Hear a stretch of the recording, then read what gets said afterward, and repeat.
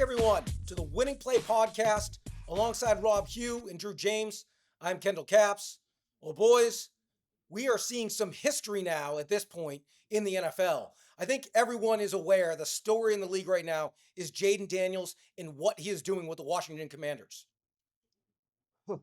It's insane. I saw the stat today. He has led more scoring drives this year than he has in completions. I don't. It's unsustainable. Obviously, he can't keep this up forever at this rate. But have we ever seen a rookie in 4 games plant himself right in the middle of the MVP conversation? I mean, never mind rookie, like he's doing stuff. He's doing stuff we've never seen from any quarterback ever. He's completed 82% of his passes through 4 games, the highest in NFL history by anyone. Like, I don't get it, Rob. Like, how's he doing this? I think it just goes to decision making. When you watch this Washington Commanders team play, even early on in week 1 against the Bucks, where he really wasn't throwing the ball or throwing it all that well. I mean, he was making the decision to take it more on his legs, and as he's kind of gotten more comfortable passing, his decision making hasn't been hurt at all. You watch some of these games, and along with the stats goes the eye test, and he just looks in complete command. And he's dicing teams up and unlimited throws without making the mistakes. So I actually think this is very sustainable even in a rookie year. Sustainable, I assume, on a relative scale, not like completing 82% of his passes, right? Yeah, and this one I was talking more about real team success. I just think that Yeah. his decision making is sustainable. Obviously, just like Jared Goff going 18 for 18 this last week. We're Yeah. some of these are going to come down a little bit. Well, and I'm curious, that begs a good question. Like, do you guys think Washington, knowing the NFC East is kind of topsy turvy, and there's a new division winner every year, so that might bode poorly for the Cowboys, and the Eagles look as bad as they do. Is Washington a legit threat to win that division? Drew, what do you think? Oh, at this point, I think they're the prohibitive favorites to win the division. Dallas doesn't look good. The Eagles look awful. The Giants maybe a little better than last year, but I mean, the way Washington's playing right now, I mean, they look like one of the top 4 teams in the NFC. We know that he's had weapons. Brian Robinson Jr. can play. Terry McLaurin can play. Their defense has stepped it up a bit this year. Like, I I think that trend continues. Nobody's going to repeat, and the Commanders, to me, I don't know how you pick against them. Yeah, I still have the Eagles coming out.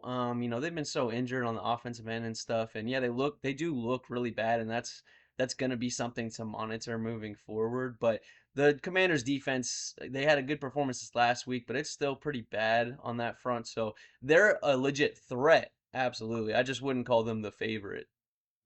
Well, and speaking of favorites, once again, the Kansas City Chiefs, they do it again. They're running out of bodies. Rasheed Rice goes down. Mahomes took his knee out, actually. It's a massive, massive blow. And despite that, they come from behind, win again. They're 4-0, one of only a couple undefeated teams left in the league. And listen to this stat. When Patrick Mahomes has trailed by exactly 10 points, not 9, not 11, but exactly 10 points, he's 12-0 in his NFL career. That is unbelievable. And that's coming from like the biggest Brady fan you'll ever meet. And it's like, even Brady couldn't do that. Like, it's like he doesn't lose at all when he's down 10. What the? So, like, rest of season, as more and more bodies go down, and even though Kelsey had a revival game and showed he still has some juice left, I think it's unrealistic to expect him to put up those types of numbers week in and week out going forward. So, like, can Mahomes and can the Chiefs keep up this success going forward? I think honestly, this team could get a lot better. I mean, they will have Pacheco coming back at some point. Uh, but I would look for them to be making a trade in the wide receiver department. News coming out today that the Raiders are starting to shop Devontae Adams. Don't think the Chiefs won't be interested in him. But I also want to throw a hypothetical out there. We saw him really upset in last night's game. Did the Dolphins decide to move on from Tyreek Hill? And could the Chiefs be interested in a reunion with Tyreek and Mahomes?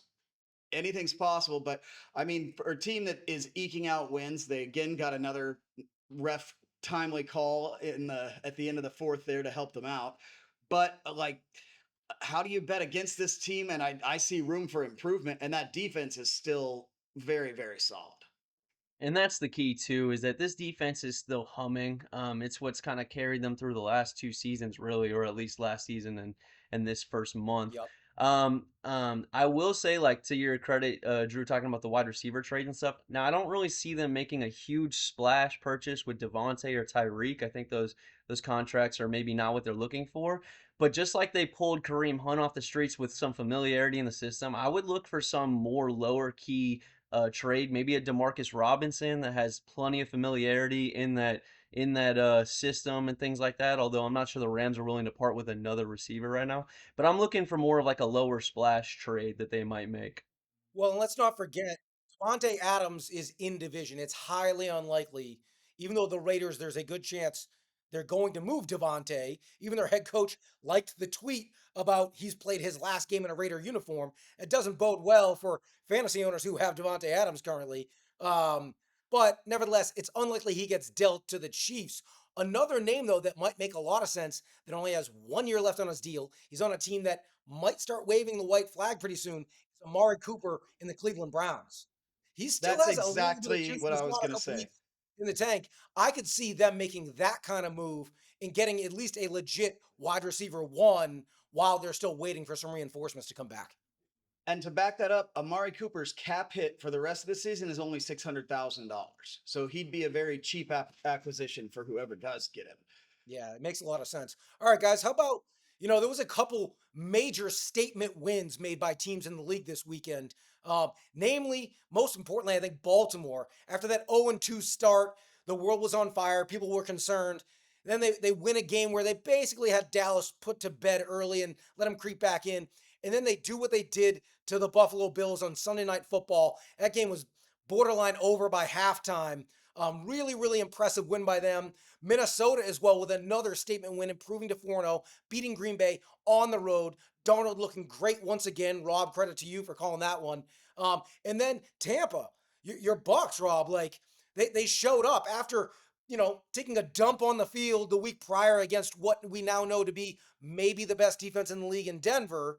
They Fantastic showed defense. up and took care of business against Philly and made it look really, really easy. Like that wild card win wasn't some anomaly. So I'm curious, what do you guys think was the biggest statement of the weekend? How about you, Drew? I'd go with the Ravens. I had the Bills looking like the best team in the league last week, and the Ravens took any credence out of that notion by the end of the first quarter. I will say though, and I mean, I know Rob will speak more on this. The Buccaneers are looking pretty good, and they've got two winnable games coming up against the Falcons and Saints ahead of a huge Week 7 matchup at home against the Ravens. I think it's a Sunday night game is going to be a huge game that might really be a possible Super Bowl preview the way those two teams are playing.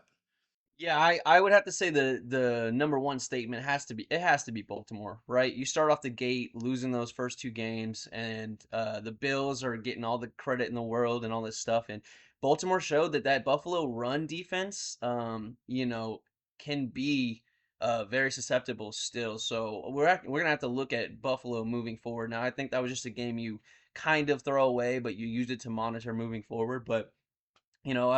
I'm happy to hear you talk about the Bucks, Drew. I'm always willing to talk. Yeah, like you said, we have a huge gauntlet coming up. It's not just the Ravens, it's also the Chiefs and the 49ers and all that stuff literally right after all that. So, this team is just coming together on the offensive ends. We have these two pass catching backs. I think they showed that they're willing to run the ball a little less and use a short passing game as a pseudo run game. So, I'm excited to see where that goes. But yeah, Baltimore and Minnesota made some huge statements.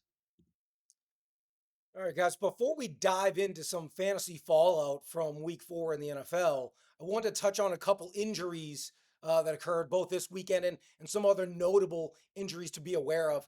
First and foremost, Anthony Richardson, who was drafted probably as the fifth or sixth quarterback off the board in almost every fantasy league. He left early with a hip injury. And of all guys, Joe Flacco. I was saying Andy Dalton was starting to look like Joe Flacco of last year in Carolina this past week. And then Joe Flacco shows up and he's like, no, I'm still here too.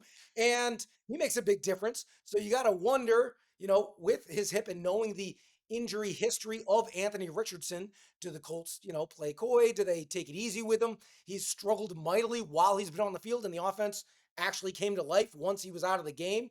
Um, Another guy, Christian Watson. I mean, shocker, he got hurt again.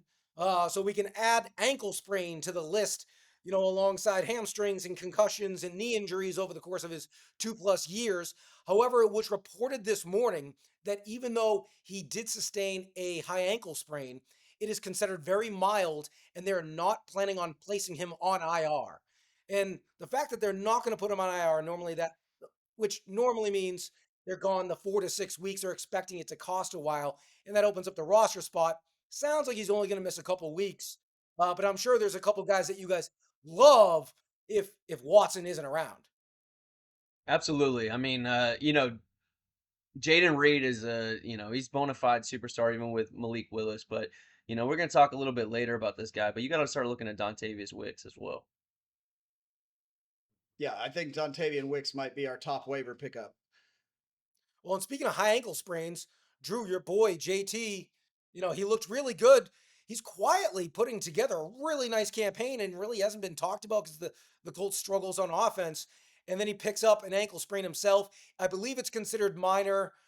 So even if he misses time, it shouldn't be a significant portion of time, but that's still a big blow nonetheless. Yeah, it hurts, especially for someone like me who he was one of my last remaining healthy members of my fantasy team. But I think Trey Sermon is a viable pickup this week. I don't think Taylor's going to be out too long, but I definitely think he'll miss a week or two. Yeah, it definitely sounds that way. Sure. And one other guy that not many people might have noticed what he had been doing, but he had been putting up legit wide receiver two, borderline wide receiver three numbers thus far, is Khalil Shakir. In PPR leagues, he had been doing darn well and he was consistent every game. He suffered an ankle injury as well. He's questionable for their game against the Texans. And knowing that's been kind of like the blanket play for Josh Allen to go to in tough spots on third down, that could be a big blow to the Bills offense. A couple other guys I just wanted to touch on really quickly before we jump to that fallout. The 21-day window for Nick Chubb is about to be open, according to reports in Cleveland, so he should be back in the next couple of weeks. Jerome Ford owners, well, it was probably nice while it lasted, or it wasn't, because he's really been borderline I startable. was gonna say. He hasn't been bad. He's been flex worthy or so. He's gotten most of the volume. There was that 1 week when Foreman ate into his workload, and then Foreman disappeared the last 2 weeks. Sure. Um, with the Rams, Cooper Kupp out till at least week 7. Puka is out till at least week 8, so they're still banged up outside for at least the next month. Good news for the Texans. Tank Dell slated to return this week against the Bills. I mean, as if that offense wasn't hard enough to contain. Now they have their third receiver back, so that's going to be really difficult. And they're even getting healthy in the backfield as Joe Mixon is going to return this week as well. So Buffalo, after that hot start at 3-0, very well might find themselves at 3-2 following this Sunday. All right, guys. Now on to the fantasy fallout from the big week 4. Once again, it was kind of a weird week for a lot of teams in the league, in our league of record. Only 2 teams to top 150 again. Thankfully, one of those 2 teams again happens to be me. Now 17-1 in my last 18 regular season games. I am officially the 2000 New England Patriots. I've won every game except for the one that mattered, unfortunately. Yeah, for some of us, it's not going as well. Looking at my roster here, my Jayden Daniels pick looks great.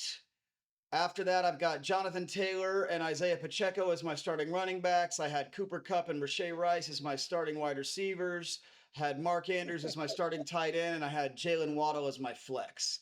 So we're in trouble So it's your here. fault. It's your fault, is what you're saying. It's all me, I think. Too bad So this I'm wearing wasn't my a Lakers dynasty. shirt today, as it is now time to move on to basketball season. Well, training camps are open at least, so you got something to look forward to. Well, things might not be going so well for your team, Drew, but whoever owns Nico Collins, things are going really, really well. Had another monster week this week, 12 catches, 151 yards, and another score. He leads the NFL in receiving with 489 yards.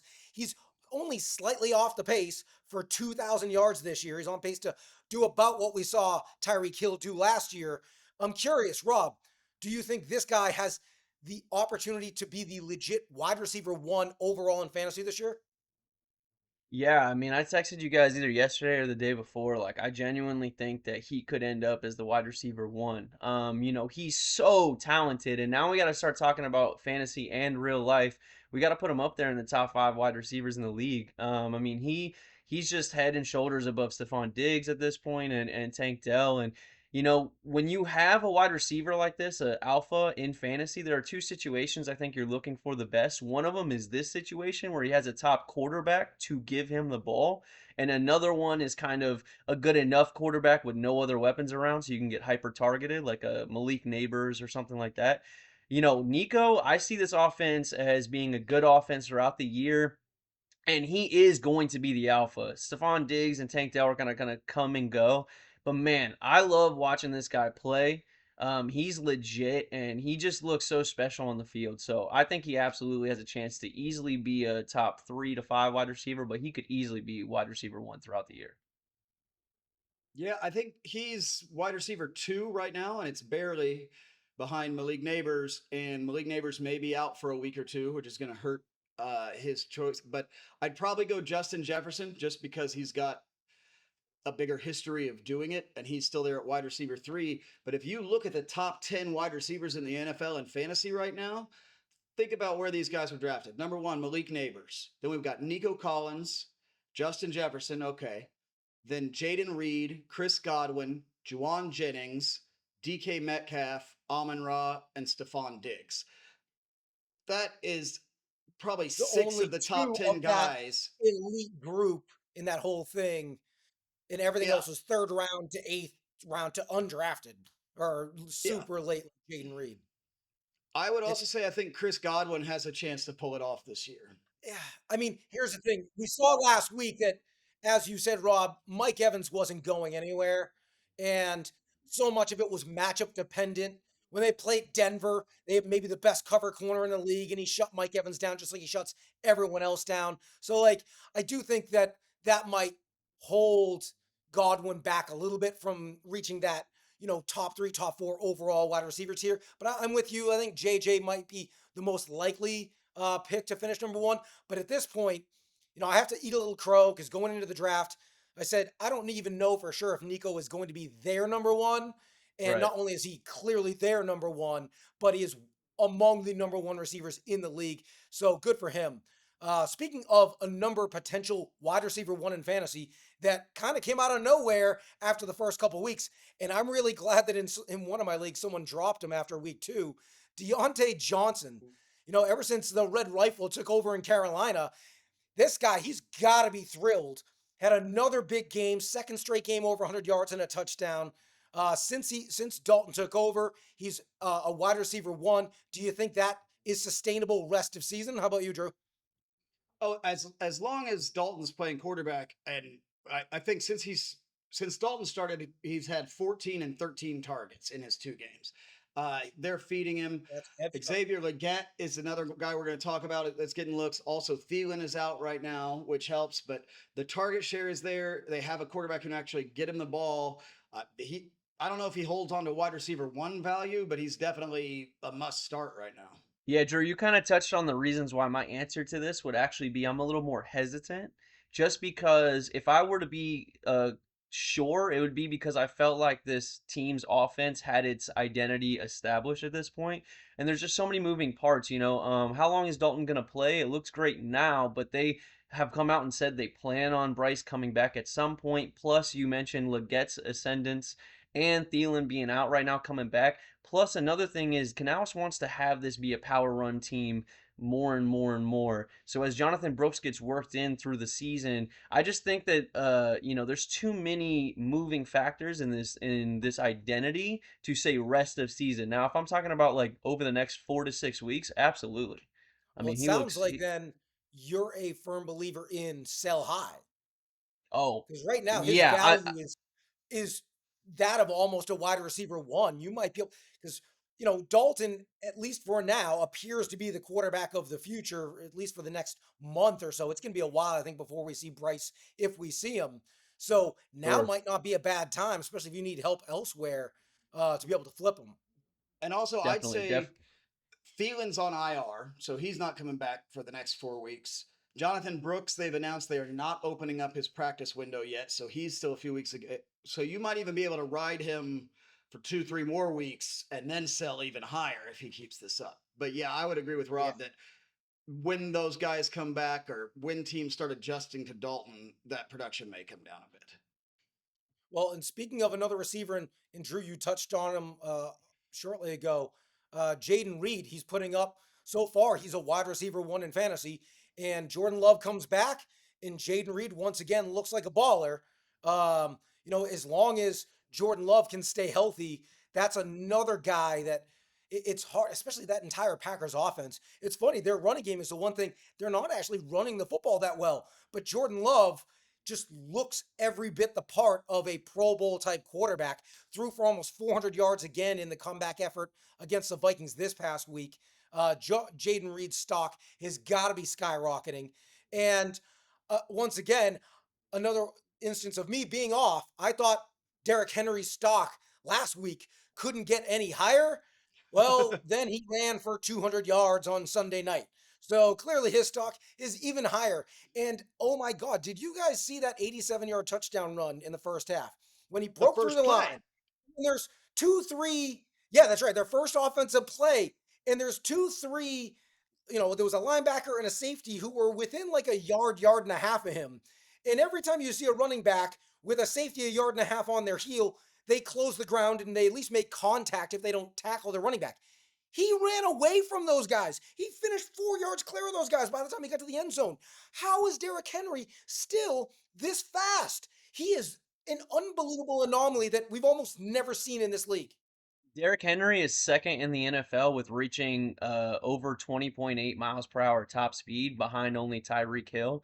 And he's just incredible, man. He's a physical freak. He's had over 2,000 carries. He had the most high school carries I've ever even heard of a running back have. So, I mean, it's like he's had so much wear and tear on his body, and it hasn't even hardly really shown. He gets up to speed. He gets up to speed, man, and he looks like he's jogging, and everyone else is huffing and puffing behind him. He's incredible. When the Ravens play the game that they want to play, he could easily be a league winner. It's one of those things like, are the Ravens going to show up? Because on those games they show up. I mean, he's going to dominate those. Well, and I think his that 87-yard run, he hit the fourth highest speed by a ball carrier this season. Um, this guy has the health regimen of LeBron. Spends like $600,000 a year on his body. Eats like Tom Brady. We all keep expecting him to break down, and he's not broken down, uh, which makes the Ravens really, really scary. Uh, I don't think anybody's getting rid of him at this point. I'd say he's a sell high, but why would you sell him? What could you possibly be getting unless you're getting a package of guys to fix your team? One guy that you mentioned though, real quick, I would say I've got Jayden Reed on my sell high list right now. I don't think his volume or target share is really stacked up to keep supporting these huge. He's had two big games, but he's still not had over 7 catches in a game this season. I don't think he's going to have 139 yards and a touchdown in half the games of the year like he's had so far. I do think he's still going to be a good player, very startable, probably wide receiver too. I think his value is going to come down. If I'm a Jayden Reed owner, I'd be looking for a flip right now. I see him actually more of like a Debo Samuel. I know he doesn't have that body. He's more Curtis Samuel than Debo, but at the same time, it's like they're the type of usage that they love to put in a Matt LaFleur creative offense. I don't think he's gonna need 8 to 10 targets or receptions. I think they're gonna have him on end arounds and they're gonna have manufactured touches for him, and he's such a superstar. I actually kind of think that he is sustainable, but this is fantasy football, and if you can get a lot back for him, then by all means I throw it just out think, there. I mean, he's boom or bust. He's got a 34-point game and a 20-point game, and he's got a 4-point game and a 12-point game. Now, the two bigger ones are with Jordan Love. So I wouldn't say that Yeah, those busts are going to continue, but I also think, I think both of those teams that he's playing against with Love weren't able to prepare based on tape. I don't know. From what I've seen, when I watch that guy on tape, he looks like a game breaker. He looks like a big play wide receiver in an offense that's going to be really good all season, that's going to score a lot of points. And knowing Christian Watson, when you sneeze on him, he gets hurt.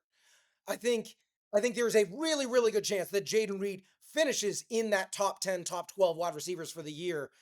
So I personally, he's a guy I wouldn't want to move on from right now. Um, but I love that, we have different takes on certain guys. But let's move on to some fantasy football risers from week 4. And we'll kick it off. Drew, a couple players on your Colts that, I think were kind of left for dead. One because of quarterback play, another via injury, and both of them have really blossomed all of a sudden when they have a quarterback that I guess can throw the football where he's intending to throw it. In Michael Pittman and Josh Downs, of those two, who do you like more going forward? I mean, I like. I think Michael Pittman is still wide receiver one here. Obviously, Joe Flacco helps this whole offense out a lot as far as fantasy goes. Anthony Richardson is still developing, and he's going to have some big plays. But Josh Downs, I've got him in 3 leagues. I've been singing his praises all year. Finally came up with 8 catches on 9 targets for 82 yards and a touch this week. He's a guy, grab him if you can.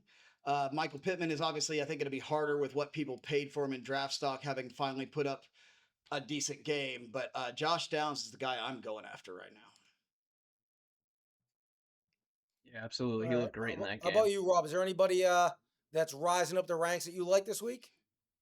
I mean, it's got to be Xavier Leggett, right? We touched on him when we talked about Deontay Johnson. Leggett's going to get worked more and more into this offense. He was one of the older college players coming out of the draft, but I personally think because of his usage, he was a little bit more raw and refinement of being an NFL wide receiver. So I think they're going to work him in. The one thing Dave Canales does the best, I do think it is a ceiling on his team's success overall, but the one thing he does the best is kind of minimize the things that players don't do well and maximize the things that they do. And so I can see Leggett giving him manufactured touches easier to get the ball in his hands faster, less about refined route running and kind of moving forward. And with the Red Rocket, just like Joe Flacco, we're seeing a boon to these weapons on these offenses. On another receiver that is clearly on the rise after an awful start to the season is Christian Kirk. So the first 2 weeks of the season, he looked left for dead, and I felt really bad because I was singing from the mountaintops in preseason that how is this guy going so low in mock drafts if he's anything close to their wide receiver one on that offense, and they have at the very least a competent quarterback. How was he dropping? And then he wasn't even getting targets the first couple weeks. Now he's had back to back really solid weeks 7 for 61 in a score this week. I think 8 for 89 the week before in a score that week. We know Jacksonville's going to be behind a lot this season, so they're going to be forced to throw. My only concern is Brian Thomas Jr. looks legit and he's going to continue to also get fed. So I do think that limits Kirk's overall appeal. I don't think wide receiver two is realistic in his outcome for the whole season, but he's certainly a wide receiver three slash flex rest of year. And given where he was after 2 weeks, he's certainly on the rise. And anyone, he's another one I grabbed after week 2 when I saw he was available in one of our leagues. I think it was actually our keeper league, our dynasty league. I scooped him up, and I'm rather glad I did. Yeah, How about I some will say backs? when it comes to Christian Kirk, the one thing I will also say is he looks good, and this team, like I said earlier, will do anything to shake up whatever they got going on. I will say you got to watch out when Ingram comes back too, because both those guys are kind of like the easier blankets for Lawrence. So we'll just have to. This is a team that's like truly struggling, and we'll have to see how their identity comes together because all of these pieces are in flux. Yeah, and I think it's almost time to have that debate about whether Trevor Lawrence really is an adequate quarterback. After watching some of his throws and looking at his stats over his career so far, it might be that Trevor Lawrence is turning into more of a bust than a win. Well, I wonder, does he love football? That you can have all the Mm. talent in the world. Is he obsessed with football? I don't know. I don't know because I'm wondering. That's where I go to because I don't think it's a talent issue. So It certainly we'll just doesn't have to appear to figure it be, out. but there's obviously something wrong there. It doesn't help that Doug Peterson looks lost. And I Yeah. think everyone just anointed him as a great head football coach because of that magical run the Eagles had. But he hadn't really done anything before that and hasn't really done anything after that that's led you to believe he is a great head football coach. So, and there seems to be some discord there. So, yeah, I mean, it's a bit of a mess right now in Jacksonville. And pretty soon they might start looking to sell off some pieces. All right, how about some backs that are on the rise? And one guy that stands out, I think, above all else, DeAndre Swift. I talked about him, during the week. Dude was averaging 1.8 yards per carry. He looked like the single worst running back in the NFL. Drew, you He sent heard me you. some footage on him, some of his game film, and it was like it was almost as though he didn't understand how to play the position and how to attack holes. And then he comes out this past week and blows the heck up, led all running backs outside of Derrick Henry in fantasy points. And I'm curious, Drew, do you think what we just saw from him this week was more a product of what we can see going forward as Caleb gets more comfortable? Or do you think it was more of a product of a porous Rams defense? I think it's both. I think Caleb is getting more comfortable and is going to get more comfortable. The Bears actually, I believe, have won 10 straight games at home that nobody's Mm. talking about. A team is actually a little bit better than it looks. Uh, and they were feeding him the ball against the Rams, averaged almost 6 yards a carry. He's another one I'd be selling high on. I might even wait a couple weeks and sell him on the bye week, but just having watched him his whole career, I don't expect him to keep up this rate. This might be his best game of the season. I would not be surprised if this is his best game of the season. Yeah, this riser was actually a huge bummer for me just because a team built like the Bears, or at least executing like the Bears right now, being such a good defense, and then having a QB that you need to support a little bit and ease into these games. The running back, if they have talent in a team makeup like that, has so much opportunity. And I still, even after this riser, I don't believe in Swift, and I did believe coming out of the draft in Roshan Johnson. So this riser was a little bit of a bummer for me because I wanted to see another Swift downfall and see Roshan get his true opportunity as a dual threat back there. Well, and Roshan looked good in his limited opportunities again. He And he scored, so got they the gave him a goal goal line line. carry. He made good on it. He picked up like 40 some odd rushing. Like he looked good. Just Swift looked like that guy in Detroit we saw that showed all these flashes of potential and big playability. And I'm with you guys. I don't necessarily think it's sustainable. But as of right now, his stock is certainly on the rise. Any other running backs? I know there's one guy in Cincinnati, Rob, that you were high on entering the season, and he looked like he was kind of falling off. What do you think of your boy Chase Brown now? He's doing what I kind of thought would happen because in the offseason you heard always improved on the pass protection and all this stuff like that, but I kind of thought that Zach Moss, I heard the coach speak on him saying he's a pro's pro, he's always where he's supposed to be. So I kind of thought that coming out the gate that Zach Moss would get more, and it was 82% to 18% for a while, but Chase Brown's making good on his opportunities, and that number is coming closer to 60-40 now. So I don't think that this team can afford to leave him off the field. I think he's clearly the back with the most juice. And Zach Moss, while good, is just that. He's just good. He's not going to get you more than what's given to you, things like that. So I see his opportunity on an offense that is still coming together and has the potential to be a high-powered offense. I see his ability to be a flex running back two even as a ceiling moving forward. Well, and to your point, the last 3 weeks, Chase Brown's snap percentage, touch percentage, um, almost every metric has gone up each game. And he actually had a couple more touches than Zach Moss this past week. So that all bodes well for him at least becoming fantasy relevant again. All right, let's move on to some tight ends. Uh, Drew, I know there's a couple guys that you really like in what has become a barren landscape at the position that have really, really emerged that not many people probably either saw coming or even drafted in drafts this season.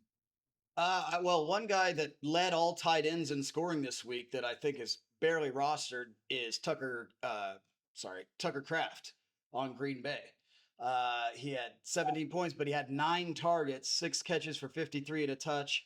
He's not going to score the touchdown every week, but like you said, in a barren landscape of tight ends, I'd be swinging for the fences with Tucker Kraft right now because it looks like he's at least going to get the ball thrown to him by a good quarterback and has the potential. Any tight end scoring over 10 points right now goes into all of my fantasy lineups with the way I drafted. So he's probably the one I'm biggest on. I know you like Fryermuth. I'll let you talk about him. I think he's a little more steady, but less, you know, eye popping. But Yeah, Kraft yeah, would be my pick. his ceiling might not be as high. It, like I've been in the position where I've actually had to start Fryermuth in 3 leagues for the last 3 weeks, and normally a guy who gets 4 for 40 every week, which is what he was getting every week coming in, is not someone that you're excited about. But knowing how bad the position has been, in the one league that I'm not starting on, I've been rolling with Laporta. He's vastly outperformed Laporta every single week. And once again, this time he actually got into the end zone, so he made good. And Rob, I think you brought up before the show too. He's the only tight end in the league this year with at least 4 catches in every game. So Justin Fields is clearly looking his way. Now he's not getting a ton of targets. He has like 5 or 6 targets every game, but they're high percentage targets over the middle of the field for a quarterback that we know has typically struggled to throw it outside the numbers. So the odds that he's going to bring in these receptions is relatively high. So he's a guy I think at this point you can feel pretty safe starting over a number of guys that are either hurt, Evan Ingram and in the guy in Arizona. Like there's so many guys that are either hurt or just not producing. And at the very least, with Fryermuth, you're going to get, at least 4 or 5 catches every game. Yeah, and something that kind of gets lost in fantasy conversations or in real life, I also think Freiermuth has a chance in this offense with a little bit of a limited passer in Justin Fields, but just because um, he's a good football player. You watch him play, and he is a good football player. He's worthy of those targets, and he does a lot with them. I would just say to slide in to this tight end thing. I actually think that what's not being talked about is Cade Otton has kind of come on the last 2 weeks. He's had at least 8 targets in these last 2 games. So this is a guy that they came out and said that they need to work into this offense more. We laid the dud against the Broncos. Nothing really worked right. But you're gonna have to game plan against the Bucks by looking at Godwin and Evans, and then you're gonna have to look at our pass catching backs with Rashad White and Bucky. And then the guy that you're never going to pay attention to is Cade Otton. And he's been open going back to last year over and over and over and over again in this offense. So look to him, in this tight end landscape. He's not as exciting or anything like that, but you got to start following these underreported numbers. And 8 targets or more for a tight end in the last 2 weeks. I mean, you can't Yeah. really beat that. Yeah. All right. Well, what goes up, as you guys know, must come down. So let's talk about really quickly some fantasy fallers coming out of week 4.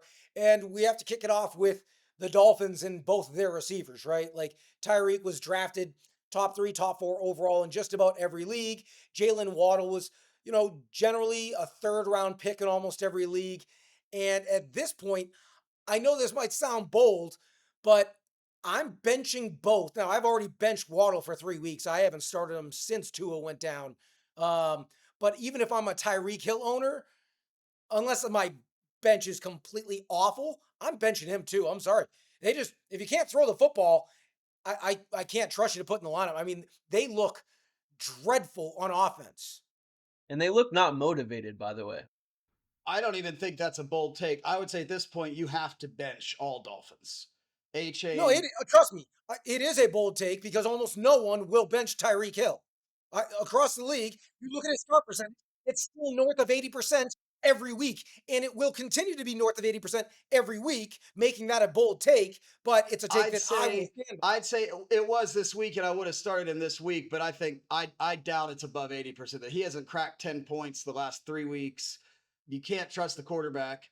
Achan is one that I had held on to. I still started him this week. He's one you obviously have to sit really until Tua comes back. I don't think you can start any Dolphins anywhere.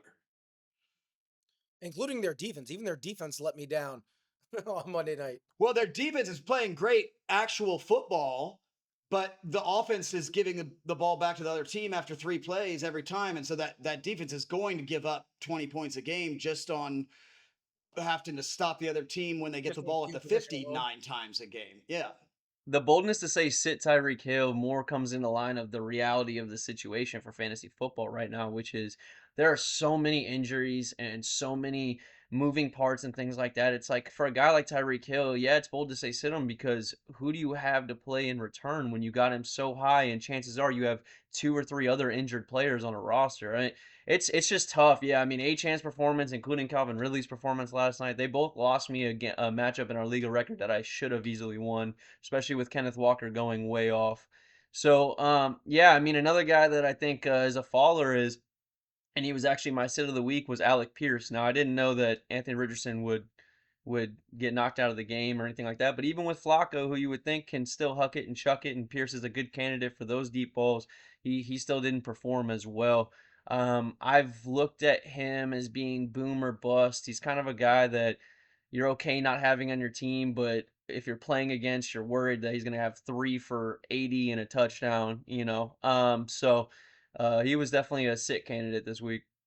Well, and I think there's a couple backs as well that we gotta mention who are not only falling, but their job could potentially be insecure going forward. We can briefly touch on Carson Steele. You know, he was a big waiver wire ad after Pacheco's injury, and we all kind of thought it might be short lived. Drew, you went all in on him, and he came out, he fumbled, and goodbye. Kareem Hunt looks like he is that job.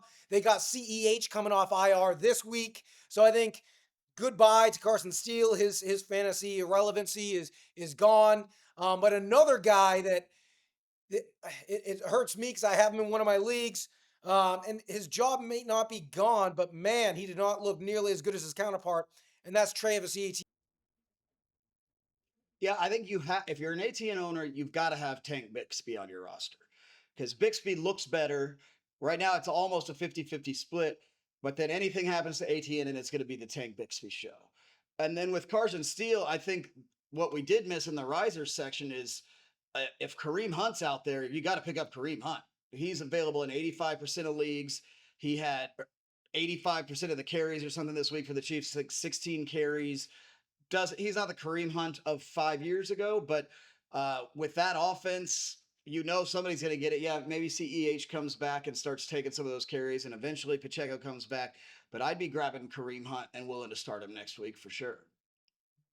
I mean, starting him that might be a little bold, maybe a flex play, but you got to keep in mind not only is CEH coming back, but guess who they give the goal line carries to? Samaje P Ryan, and he scored. Well, So some like, Hunt you still might had a couple goal line scares, but he also had 16 touches. That's a startable back on almost any team if you're getting 16 touches, let alone the Chiefs. yeah, Yeah, that's fair. I'm a little worried about that backfield moving forward. I think it's going to be a little bit of a messy nightmare. And to go back to your Etienne talk, Kendall, real quick, he's a guy that I would look for as a buy low candidate just because this Jaguars team has been so ineffective, and I don't think that they're going to come out and blow people away and win the division, but I do think they're going to figure out more than what they've been showing on the field. And when that happens, I don't see Tank taking over the backfield. There may be some snap shares and things like that, but he's a buy low candidate because even throughout all this, he's still, while he's not getting you what you wanted when you drafted him, he's still getting you double digit points and things like that. So I see him as a buy low candidate, and I got it worth taking a shot on.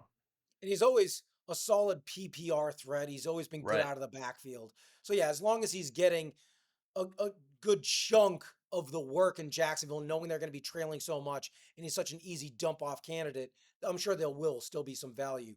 All right, guys, let's talk about the NFL Week 5 key games coming up.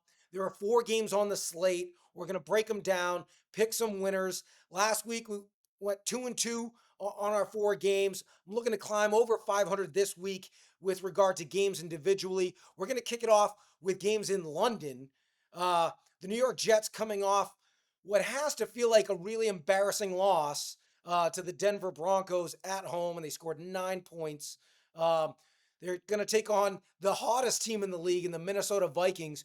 Minnesota is favored by 2.5. It's a really interesting line. I think Vegas is looking for money to come in on Minnesota. Games overseas, so you got to set your alarms nice and early if you're on the West Coast. What do you guys think of that matchup? I've got this as my upset of the week. So I'm gonna actually go with the Jets here. I think the Vikings are gonna come back down to earth just a little bit, and I don't really like the line there. So even if, or I should say, this is my almost upset of the week. I actually think this is a very close game. So it's like a I'm gonna go ahead and take the Jets here. I'm on the other side. I think that Jets coaching staff, to me, none of them have done anything but lose from the head coach on down. The team looks like a mess. I don't know if you guys saw Aaron Rodgers on the Pat McAfee podcast yesterday saying his knee is banged up and swollen. I like there's no I've been low on the Vikings all year. I don't know that I'm a full believer yet, but I'm at least a believer enough that I think they're going to beat the Jets by more than 3. Yeah, I think everything points to taking Minnesota in this spot. That line sitting at 2.5, it begs for you to take Minnesota. They only got to win by a field goal. But some interesting stats in underlying metrics that make me have some belief in the Jets. Their defense, no one's really talking about because of the offensive ineptitude, primarily this past week, against what is, let's face it, I think at this point, Denver might be the best defense in the league. And the Jets defense ranks top 5 in almost every statistical category. Opponents QBR, points per game allowed, yards per game allowed. The Jets defense is quietly still doing exactly what they thought and people thought they were going to do. And I just feel like Minnesota, as great as everything has gone, and it's not like Minnesota's beaten nobody. They've beaten legit teams. They've beaten San Francisco. They've beaten Green Bay. They beat Houston. So they've beaten some really good teams. I just think that they're due for a couple mistakes. It's overseas. It could be something that's really weird and fluky. And knowing the Jets defense is playing as well as it is, despite the discord, and I do think that Robert Sala's job is tenuous at best, I think the Jets right the ship this week and pull off the upset. Give me the 2.5. When you're Um, talking about best defenses in the league, though, the Vikings are top 3, top 4 defenses in the league that they're going to have to go Yeah, up they against, look averaging great. They look 14 great. points allowed a game. So yeah, All right, let's take a look. One team coming off a deflating loss on Sunday night, the Buffalo Bills, traveling to Houston to take on the 3-1 Texans. This game is pivotal when you look ahead to the postseason. They're both at 3-1. You got to figure there's a decent chance that they see each other in the playoffs, and this game might determine where that game is going to be played. Houston is a slight favorite, giving Buffalo 1.5. How do you see this game playing out, Drew? this is a tough one. I think the Bills bounce back here. The Texans struggled to move the ball against the Bears, although the Bears defense is also really good. I think the Bills were out prepared in that Ravens game. I think that's not going to be the case against the Texans. I think the Bills will. I'll especially take them with the points there. I'll take the Bills. How about you, Rob? Yeah, I'm gonna take the Texans here. I actually think this is a big game for Joe Mixon coming back as well. The Bills' run defense, I think, got exposed by the Ravens, and I'm looking to see if that is for real or not. You know, if the Houston Texans can get an early lead and start feeding Mixon, who's capable of 25 carries as a back. You know, I see a win here for the Texans. Yeah, once again, I'm with you, Rob. I talked about it last week. I went into that Baltimore Buffalo game extremely confident that Baltimore was going to win that game. I talked to a close friend of mine who was more on the fence, and I talked him off of that fence and told him I would be very surprised if Buffalo wins. And here's the reason why. Coming into the season, what did everyone say about the Buffalo Bills? They're going to take a step back this year. They might still be good, but they're not going to be as good. And then they came out like gangbusters and they were 3-0. And then you look a little bit deeper, and who did they play? They played some awful, awful teams. That win against Arizona does not look very good anymore. And they were down by 20 at home in that one. They beat the Dolphins without an offense. I mean, they were beating up on some really, really bad teams. They finally played a team that was physical, that could run the football, and they got blown off the ball at the point of attack. I'm with you. I think Mixon coming back this week, they get Tank Dell back this week, that offense. And if it's close, we saw it in his rookie season. This kid, CJ Stroud, has that it gene that when it matters, he will come through and make the right plays late in the game. So even though I think this is going to be a very close game because Buffalo will score as well, knowing it's only 1.5, I'm going to lay the points. I'm going to take the Texans at home to win this game and improve to 4-1. All right, now we're going to go to the age-old, historic rivalry. They have two of the biggest fan bases in the league, and yet neither fan base really feels all that great right now. I mean, I guess you could argue maybe Pittsburgh's does, but Dallas sitting at 2-2. They beat the Giants on Thursday night, so they got a little extra rest. Going on the road to face the Pittsburgh Steelers. Pittsburgh's favored by 2.5, and it's a standalone game on Sunday Night Football. Rob, who do you got? You talked about the Denver Broncos having perhaps the best defense in the league. I actually still my money's still overall on the Steelers for having the best defense in the league. I know they had a little down game against the Colts, but this to me the Steelers defense is the best unit in this game. And I don't trust the Cowboys offense quite yet, you know? I mean, I know Rico Dowdle had the screen for a touchdown, things like that, but I think the Steelers are going to make it very tough on them. And I'm gonna lay the points here, but just barely. I think I got the Steelers winning by 3. Yeah, I mean, this is a tough call for me. I mean, Dallas has their only wins this year came against the Giants and the Browns, and they got smoked by the Saints and the Ravens. Uh, I don't think the Steelers though are going to smoke anybody. I don't think the Steelers can score enough points to beat the Cowboys, so I'm going to take the Cowboys here. Yeah, I think I'm with you, Drew. Even though I do expect Dallas to struggle to move the football, I don't trust their offense. Um, Being away from home is probably a good thing for them in this game. And I think Justin Fields, even though he's looked the part thus far for Pittsburgh, I think we've seen enough from him to know that when you need him to make big plays down the field, I don't trust him to do that. And I think we saw some chinks in their armor in their secondary, particularly in Pittsburgh last week. I think CD, he finally got on track last week once again. I think they'll be able to make just enough plays to win this game in a close one on the road. I'm going to take the dog. Give me the Cowboys and the points. Um, Last game that we'll dive into Monday Night Football. New Orleans Saints loses a two straight after having that world on fire start, albeit some really close losses. Go on the road to take on the Kansas City Chiefs. Kansas City's favored by 5 right now. That line very well might go up from there. Um, Knowing everything that's going on in Kansas City and bodies dropping like flies, but that defense being what it is, I have a feeling I might know where you're going, Rob. Where are you going? I'm gonna take the Saints here. Oh, They have a gritty defense, and to be clear, I still have the Chiefs winning this game. I just don't like the -5 line. The Chiefs have been close game merchants lately, and the Saints have a very gritty defense and tough defense. And while the Chiefs' defense is good, I think the Saints are going to be able to keep up with a little bit of a depleted Chiefs offense that's going to now in these coming weeks have to figure out who they are on offense. So, I'm gonna take the Saints in this one. interesting. Yeah, definitely not where I thought you were going. So I like that. Yeah, I think I'll probably say the same thing. I'd take the Chiefs to win, but I'll take the Saints to cover. The Chiefs only have one of their 4 wins has been more than 5 points this year, and that was week 1. I mean, they are barely hanging on. Didn't they just win by 7? Didn't they just win by 7 on Sunday? Oh, I guess it was okay. So they have two 7 point wins, a 5 point win, and a 3 point win. I don't see them coming out and blowing the doors off the Saints, but it is Monday night at home. I think the Chiefs, if they need it, get a call or two and they pull it out in the end, but I'll take the Saints to cover. I love that you're riding that ref train all the way. It happened Um, again. It happened again this week.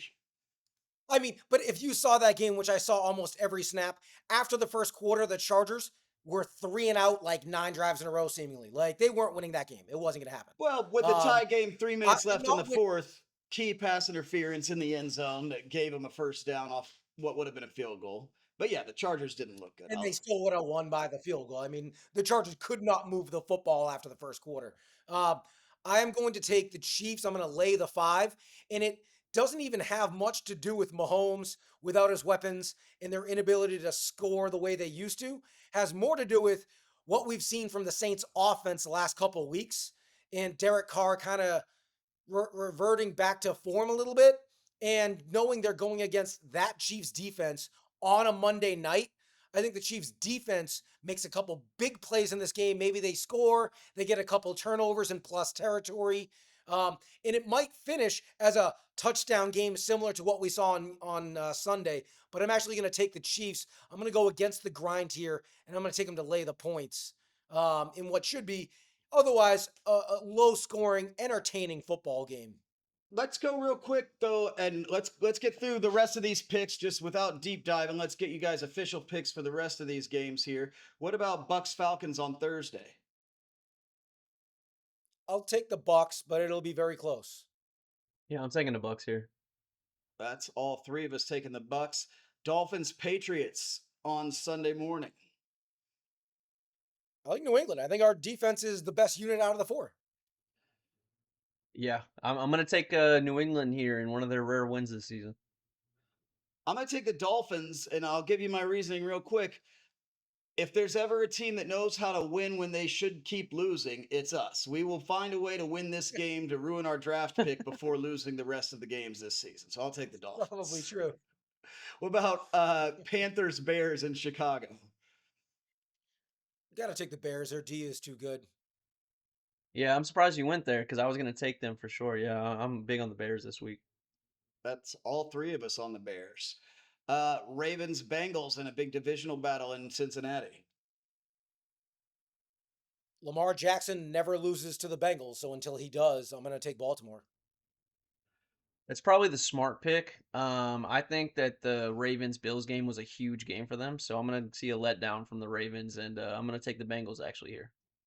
I'm going to go with Rob. I think it's a trap game, and I think the Bengals need it. So I'll take the Bengals there. Browns Commanders in Washington. I don't know how anyone can take the Browns to win anything uh, outside of a shit kicking contest at this point. So give me the Commanders. This will be a really good test for Jayden Daniels because the Browns defense is still really good. I got the Commanders though. Yep. We're agreeing on a lot of these games this week. This is rare. Me, Colts we're in trouble. Jaguars. Colts and Flacco taking on the Jaguars. Oh, you know, You I, know I could see The the Jags Jaguars getting their first actually win here. the Jaguars looked a lot better this week. I think that's not really being talked about. They did look a lot better, and They led with late in the fourth quarter against Houston. yeah, and Ingram might be coming back, and I think that is a underrated piece that's been missing as a security blanket. So, I actually like the Jaguars, despite Joe Flacco's excellence coming off the bench. I actually like the Jaguars this week. I agree with everything you said, except I'm still going to take the Colts. Nice. I'm going to take the Jaguars, especially mainly because Jonathan Taylor not playing really reduces the Colts offense to me. So what else? We got Bills, Texans we talked about, Raiders, Broncos in Denver. Give me the Broncos.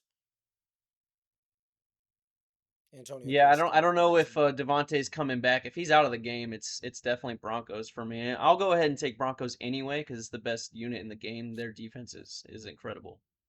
Yeah, I'll take the Broncos. I don't think the Raiders will be able to do much on offense. The Cardinals in a must win game almost against the 49ers in San Fran. Give me San Fran. Yeah, I like San Fran and actually a fun game to watch. I think some points are going to be put up. That'll make a trifecta again. We got Packers Rams in LA. Packers. Packers. I'm gonna go Rams here. I feel like I might be wrong, but I am going to take the Rams. uh, and then Giants Seahawks in Seattle. I mean, Seattle showed me a lot on Monday night. The fact that they just kept coming back in Detroit, I think that team is a little bit better than I gave them credit for, especially offensively. So yeah, I'll take Seattle. Yeah, as you guys know, I've been super high on Seattle coming into this season, and I think they've proven they're a high-powered offense. I love Seattle in this game, and again, they were a goal line stand away from putting it to the lines right here. So, I love them in this game. I'm going to take the upside here. I'm going to take the Giants. I mean, they barely lost to the Without Cowboys, neighbors, and they barely lost to the. Oh, that's right, with no neighbors. Actually, I'm going to switch that up. it's I too didn't late. think You about the already no picked them. neighbors. No, I'm going back. I'll take the Seahawks there Has with no Neighbors already been neighbors. ruled out? No, I he don't hasn't. He think hasn't been ruled out officially, but yet. he's probably going to be out. Or I would assume he's out. So yeah, I'll go with you guys. I'll take the Seahawks. which is the last game of the week, which leads us to Kendall's corner here, coming in with our betting tips for the week. Kendall, what do you got for us? All right. Well, so far we're 4-2 on these bets, so we're looking to continue that trend. Um, Normally, I always go with my parlay, money line parlay of the week. But like last week, I think at this point in the NFL season, it is still fiscally irresponsible to make a bet like this because there are too many upsets out there, and I don't think we truly know who the elite of the elite are. So we're going to punt on the money line parlay of the week. We hit our teaser last week. We hit our teaser on Monday night. Well, guess what? It's time to tease again. So looking ahead to week 5 in the NFL. 6-point teaser. Washington's favored by 3 against Cleveland. I'm going to revert that. Get Washington at +3 against Cleveland. I love that. They absolutely should win that football game. I think Cleveland at this point, I don't know how many games they're going to win the rest of this season. And with the way Jayden Daniels playing against a defense that's looking really, really poor compared to where expectations were, I like Washington, so I'll flip those odds. The Giants Seahawks, the over under sitting at 41.5. I'm going to bring that down to 35.5. Seattle might cover that number by themselves. But knowing you'll get some offense from the Giants and their offense has been a little bit better of late, I think over 35.5 is easily attainable there. Um, Green Bay and the Rams defense is so bad, and Green Bay's offense looks so good with Jordan Love in it. We've only seen him in 2 games, and he's thrown for almost 800 yards. So we can tease that down to 42.5. I love the over there. And another game that you can also move the line down is that Jets Vikings game in London. The number sitting at 40.5. Bring that down to 34.5. So we're doing a 4-team teaser. You're going to get plus 240 on your money. Bet $100 to win 340 bucks. That game is going over 34.5. Green Bay Rams is going over 42.5. Giants Seattle is going over 35.5. And Washington is not losing that game. Put those together. Make yourself some money. And for Drew James and Rob Hugh, it has been a pleasure, and we will see you guys here again next week.